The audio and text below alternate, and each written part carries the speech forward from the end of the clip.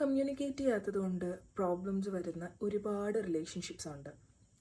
Communication എന്ന് പറയുമ്പോൾ അഗ്രസീവായിട്ടാണ് most of the partners communicate ചെയ്യുന്നത് ഇൻ പ്രോബ്ലമാറ്റിക് റിലേഷൻഷിപ്സ്.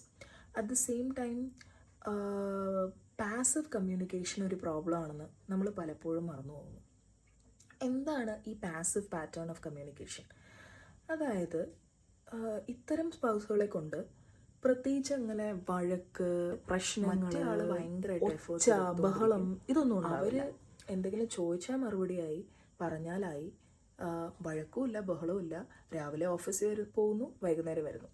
അപ്പം വി ഓഫൺ ടോക്ക് അബൌട്ട്, സൈക്കോളജിസ്റ്റുകളാണെങ്കിൽ പോലും ഓഫൺ സംസാരിക്കുന്നത് നാർസിസിസ്റ്റിക് അബ്യൂസിനെ കുറിച്ചും ട്രോമാറ്റിക് റിലേഷൻഷിപ്സിനെ കുറിച്ചാണ്.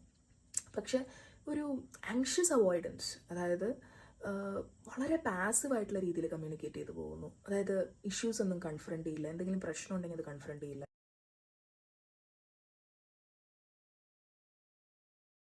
അങ്ങനെ നിങ്ങളുടെ പാർട്ട്ണർ ആവുകയാണെങ്കിൽ ഉറപ്പായിട്ട് നിങ്ങൾ കൗൺസിലിംഗ് എടുക്കണം, ഉറപ്പായിട്ട് നിങ്ങളൊരു ഡോക്ടറെ അടുത്ത് കൺസൾട്ട് ചെയ്യണം. Because it is extremely important to address that also. Doctor Gayathri Menon, clinical psychologist.